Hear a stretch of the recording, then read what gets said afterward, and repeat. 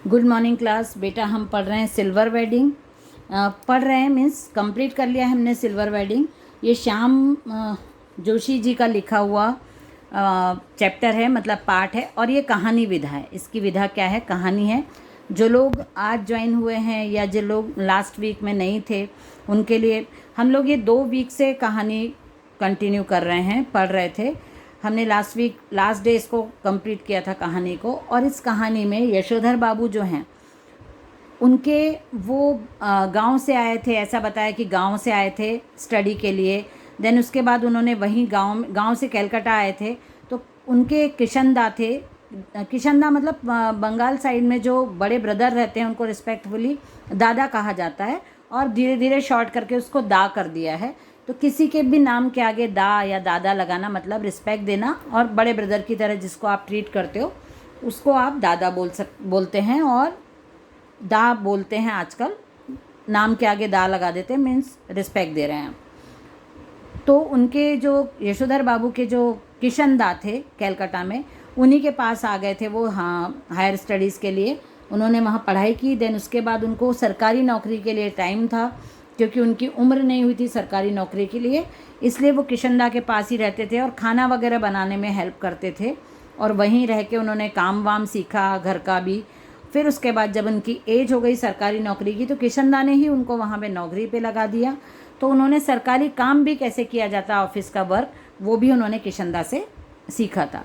धीरे धीरे वो किशनदा के साथ रहते रहते रहते उनको किशनदा की जो आदतें थी या किशनदा जो भी उनको सिखाते थे वो सीखा। किशनदा के सिद्धांत, परंपराएं उन्होंने यशोधर बाबू ने अपने जीवन में सब ले लिया था। तो उनको कहीं ना कहीं, ये हमने कहानी जब पढ़ी तो उसमें उनके जो बच्चे थे, 4 बच्चे थे उनके, वो बच्चे भी बड़े हो गए, जॉब करने लगे। और जो उनकी पत्नी थी वो भी वर्तमान जो परिस्थिति थी, वर्तमान जो समय चल रहा था, आधुनिक जो समय चल रहा था, उसके साथ अपने आप को एडजस्ट करके बच्चों के हिसाब से आगे बढ़ रही थी। लेकिन कहीं ना कहीं यशोधर बाबू ये सब नहीं कर पाए थे, क्योंकि उन्होंने अपने लिए कुछ सिद्धांत जो उन्होंने किशनदा से सीखे थे, किशनदा को देखा था अपने जीवन में करते हुए, वही सब सिद्धांत, परंपराएं, नीति, नियम, कायदे, कानून अपने जीवन में भी अपना लिए थे। और वो बिल्कुल भी उनको बदलना नहीं चाहते थे। यशोधर बाबू के अनुसार उनके पास बहुत ज्ञान है, वो बहुत अनुभवी हैं। तो उनका ऐसा मानना था कि सब लोगों को मेरे से पूछना चाहिए, नॉलेज लेना चाहिए, बात करनी चाहिए कुछ काम करने से पहले। तो बच्चों के साथ और पत्नी के साथ भी उनके विचार मिलना बंद हो गए थे। वैचारिक मतभेद बहुत रहता था, क्योंकि यशोधर बाबू वही अपनी पुरानी परंपराएं, सिद्धांत आज भी लागू करना चाहते थे, जो वो समय के किशनदा के समय से अपने जीवन में अपना चुके थे। लेकिन ऐसा संभव नहीं है, समय परिवर्तनशील है, हम भी जानते हैं। परिस्थितियां बदलती हैं, उसी के अनुसार आदमी की विचारधारा में भी परिवर्तन होता है, और करना भी चाहिए। परिस्थिति के अनुसार हमको काम की प्रणाली भी बदलनी पड़ती है। तो ऐसे ये सब होते होते हमने जब आगे स्टोरी पढ़ी तो हमको समझ में आया कि यशोधर बाबू कभी भी बहुत ज़्यादा सामंजस्य नहीं बिठा पाए नई पीढ़ी में। और वो समझते थे कि हाँ, जो बच्चे कर रहे हैं वो सही है।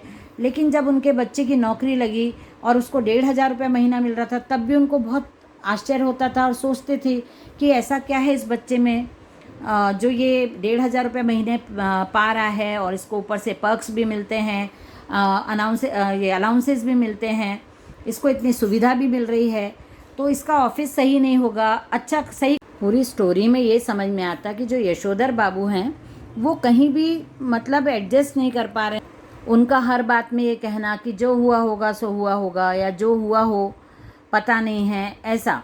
और दूसरा, हर बात में समहाउ इम्प्रॉपर। उनको हर चीज़, बच्चों का पहनना, बोलना, आजकल की स्टडी, आजकल का जो मार्केट है, समहाउ इम्प्रॉपर ही उनको लगता है। पहनावा, जो पार्टीज़ हैं, जैसे उनको ऑफिस में बोला कि भाई आपकी 25th वेडिंग एनिवर्सरी है, सिल्वर वेडिंग एनिवर्सरी है, तो वो समहाउ इम्प्रॉपर लगी उनको, क्योंकि ये सब हमारे समय में नहीं होता था, और मैं इन चीज़ों को नहीं मानता, जो हमारे ट्रेडिशन में नहीं है उसको मैं नहीं मानता। तो उनका यही मानना था कि ट्रेडिशन को फॉलो करना चाहिए, लेकिन परिस्थितियों के अनुसार। परिस्थितियाँ अब बदल गई हैं। पहले के जैसे लोगों का इतना समय नहीं है, इतना फाइनेंशियली सब लोग इतने वो नहीं रहते कि बहुत सारे फंक्शंस और बहुत सारे मिलजुल के साथ में बड़े पैमाने पे सब कुछ किया जाए। तो परिस्थितियों को देखते हुए आप अपने ट्रेडिशन को थोड़ा सा रूप बदल के या थोड़ा कम समय में आप उसको कर सकते हो फॉलो। लेकिन यही सब चीज़ें यशोधर बाबू के को उनको समझ में सब आता था कि भाई क्या सही है क्या गलत है। वो मानते भी थे कि ये सब सही है और ऐसा होना चाहिए, बच्चे जो कर रहे हैं वो भी सही है, पढ़ाई लिखाई भी सही है। लेकिन वो अपने आप को उनके उसके साथ नहीं चला पा रहे थे। अभी स्टोरी में आखिरी तक हमने यही पढ़ा कि वो जब उनके यहाँ सिल्वर वेडिंग का फंक्शन होता रहता है, बच्चे अरेंज करते हैं, उनके यहाँ पार्टी अरेंज करते हैं, तो उसमें भी वो एडजस्ट नहीं कर पाते हैं। लोगों से मिलने जुलने में उनको अजीब लगता है।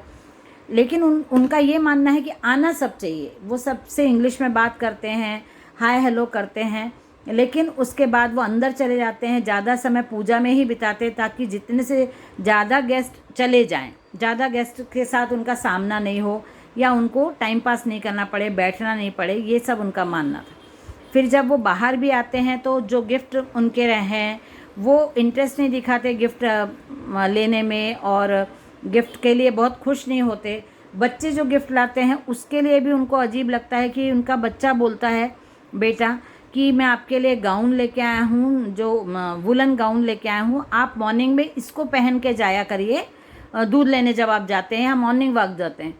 तो वो हैप्पी नहीं होते, खुश नहीं होते, बल्कि उनको ये लगता है कि मेरे लिए वुलन गाउन लेके आए हैं और मुझे जाने का बोल रहे हैं। लेकिन इनको ये नहीं लग रहा है कि आप क्यों जा रहे हैं मॉर्निंग में सुबह से उठ के दूध लेने, हम ला दिया करेंगे।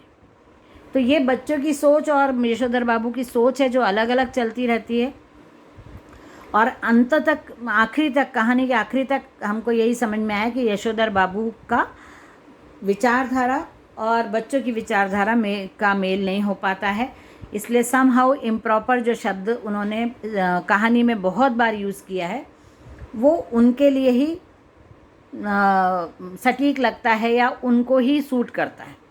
तो पेज नंबर 20 पे क्वेश्चन आंसर है जो हम एक बार डिस्कस कर लेते हैं। उसके बाद आपको कैसे इसके नोट्स तैयार करना है मैं सेंड करूँगी अपने तरफ से।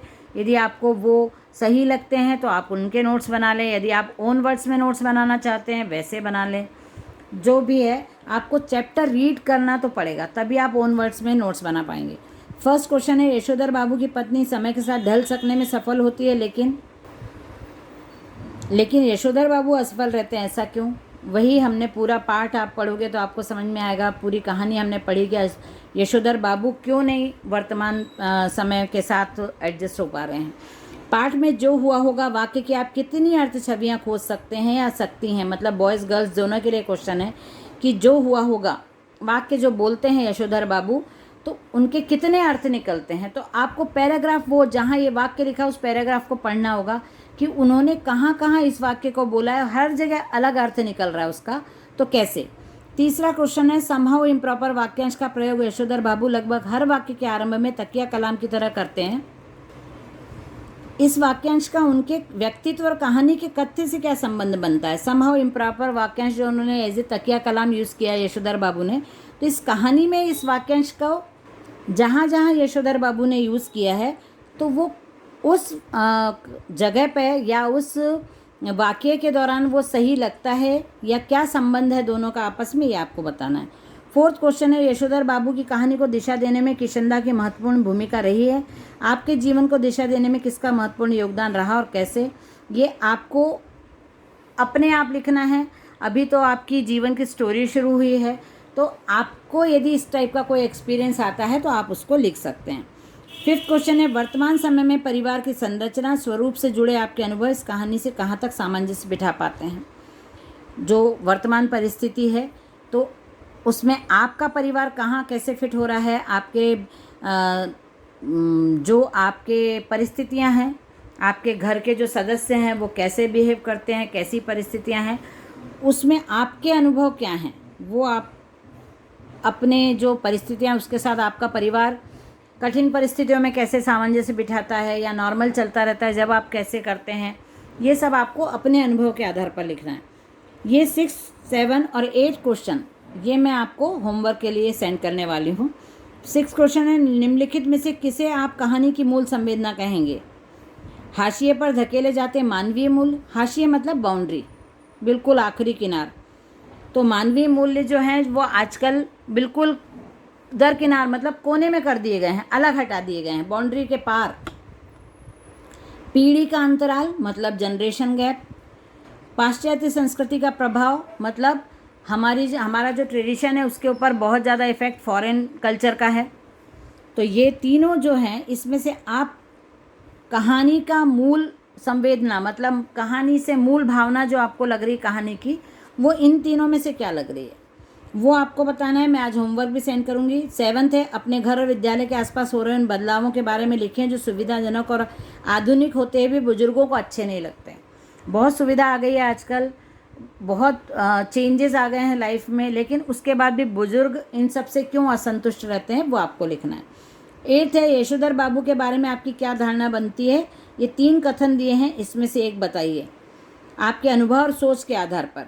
यशोधर बाबू के विचार पूरी तरह पुराने हैं और वे सहानुभूति के पात्र नहीं हैं। नेक्स्ट है, यशोधर बाबू में एक तरह का द्वंद्व है। द्वंद्व मतलब वैचारिक लड़ाई चलती रहती है उनके मन में, जिसके कारण नया उन्हें कभी कभी खींचता तो है पर पुराना छोड़ता नहीं, इसलिए उन्हें सहानुभूति के साथ रख कर देखने की ज़रूरत है। 3rd है, यशोधर बाबू एक आदर्श व्यक्तित्व हैं और नई पीढ़ी द्वारा उनके विचारों का अपनाना ही उचित है। ये तीनों में से आपको जो सही लगता है उसको बताना है और उसका रीज़न बताना है। 6 में भी 3 पॉइंट्स दिए हैं। हाशिए पर धकेले जाते मानवीय मूल्य मतलब मानवीय मूल्यों को अलग कर दिया गया है, बिल्कुल हटा दिया है हमारे जीवन से। और पीढ़ी का अंतराल मतलब जनरेशन गैप की वजह से ये होता है। कहानी की मूल संवेदना जो आपको जनरेशन गैप समझ में आता है, या आपको ऐसा समझ में आता है कि हमारी संस्कृति के ऊपर पाश्चात्य संस्कृति का बहुत ज़्यादा प्रभाव आ गया है। ये आपको होमवर्क में कंप्लीट करना है। ओके, चलिए नेक्स्ट क्लास में मिलते हैं। Bye everyone.